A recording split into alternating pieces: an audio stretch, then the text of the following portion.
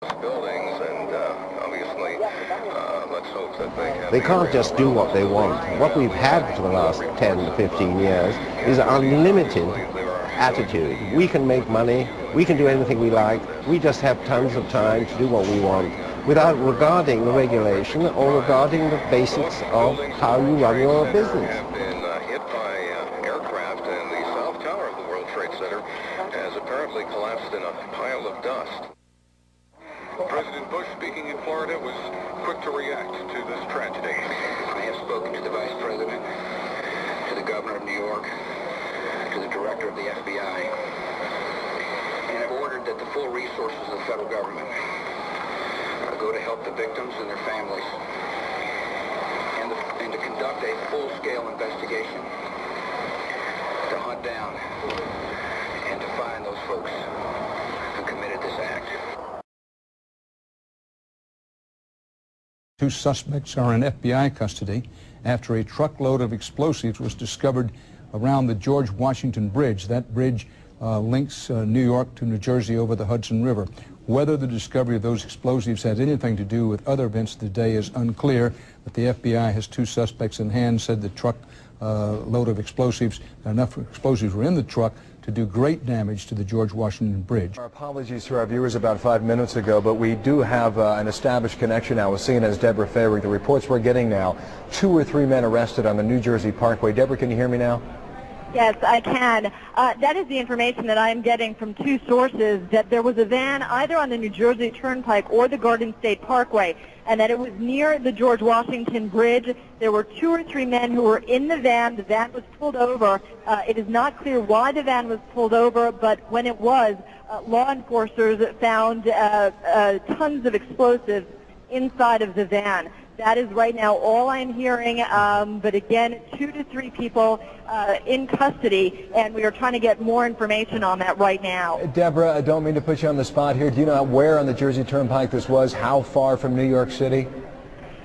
We do not know that. We are looking into that. There is one report that it was on the New Jersey Turnpike. There is another report that it was very close to the bridge, if not on the bridge.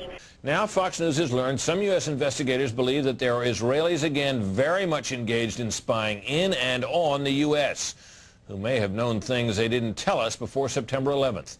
Fox News correspondent Carl Cameron has details in the first of a 4-part series. Since September 11th, more than 60 Israelis have been arrested or detained, either under the new Patriot anti-terrorism law or for immigration violations. A handful of active Israeli military were among those detained, according to investigators, who say some of the detainees also failed polygraph questions when asked about alleged surveillance activities against and in the United States. There is no indication that the Israelis were involved in the 9/11 attacks, but investigators suspect that the Israelis may have gathered intelligence about the attacks in advance and not shared it. A highly placed investigator said there are, quote, tie-ins, but when asked for details, he flatly refused to describe them, saying, quote, evidence linking these Israelis to 9/11 is classified. I cannot tell you about evidence that has been gathered. It's classified information. Fox News has learned that one group of Israelis, spotted in North Carolina recently, is suspected of keeping an apartment in California to spy on a group of Arabs who the United States is also investigating for links to terrorism.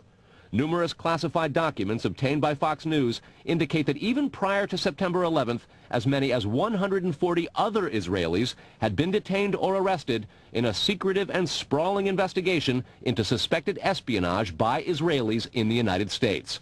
Investigators from numerous government agencies are part of a working group that's been compiling evidence since the mid-90s. These documents detail hundreds of incidents in cities and towns across the country that investigators say, quote, may well be an organized intelligence gathering activity. The first part of the investigation focuses on Israelis who say they are art students from the University of Jerusalem and Bezalel Academy. They repeatedly made contact with U.S. government personnel, the report says, by saying they wanted to sell cheap art or handiwork. Documents say they, quote, targeted and penetrated military bases, the DEA, FBI, and dozens of other government facilities, and even secret offices and unlisted private homes of law enforcement and intelligence personnel. The majority of those questioned, quote, stated they served in military intelligence, electronic surveillance intercept, and/or explosive ordnance units. Another part of the investigation has resulted in the detention and arrests of dozens of Israelis at American Mall kiosks, where they've been selling toys called Puzzle Car and Zoomcopter. Investigators suspect a front. Shortly after the New York Times and Washington Post reported the Israeli detentions last month, the carts began vanishing. Zoomcopter's webpage says, "We are aware of the situation caused by thousands of mall carts being closed at the last minute. This in no way reflects the quality of the toy or its saleability. The problem lies in the operator's business policies." Why would Israelis spy in and on the U.S.?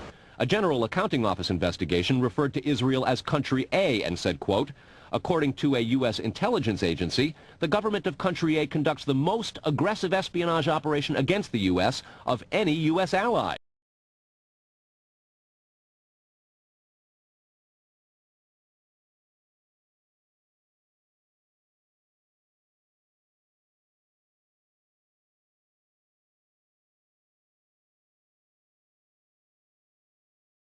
They can't just do what they want. What we've had for the last 10 to 15 years is an unlimited attitude. We can make money, we can do anything we like, we just have tons of time to do what we want without regarding the regulation or regarding the basics of how you run your business. Well, we happen to know whether we've gotten through the worst, as you put it. I think what one's got to look at is you've got to look at very sound investments, and you've got to look at companies and organizations that have really not done some of the stupidities that have been done in the past, and you've got to really understand the management. I think you go back to basics. You know, one was brought up to believe that one didn't have huge overdrafts, that banks were not geared at 70, 80, 90 times, which some of them were, and that in the case of investment, you look at things that are worth investing in. Obviously, the market will depend on whether it goes up and down with the attitude of the people concerned. But I mean, if you take raw materials at the moment, I mean, how much further down will oil go, for example? On the other hand, if you're very safety conscious, you hang on to your gold bars.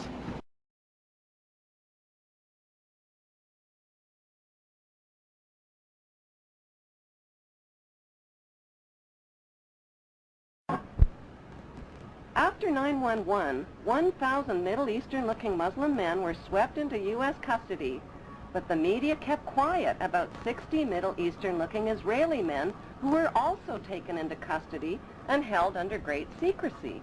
On December 11th, Carl Cameron of Fox News ran the first of a 4-part series about a group of Israelis who were among the 9/11 suspects. These detained Israelis failed polygraph tests about their surveillance activities against the U.S. and were caught videotaping the 9/11 attacks from different angles. Fox News also reported that the evidence linking these Israelis to 9/11 was classified, but a leaked 61-page report from the U.S. government's Drug Enforcement Agency revealed that another 120 Israelis, posing as artists, were also rounded up right after 9/11.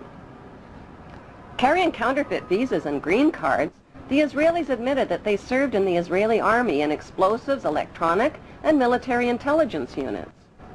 Did Middle Eastern-looking Israelis who were detained as suspects after 9/11 steal the identities of the accused Muslims?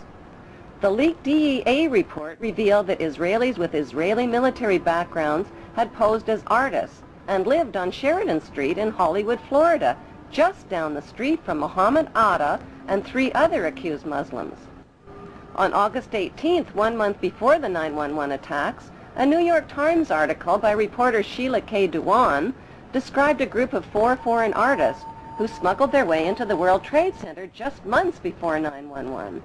The artists occupied studio space free of charge on the 91st floor with 14 other artists and claimed to be writing a book called The Bee Thing.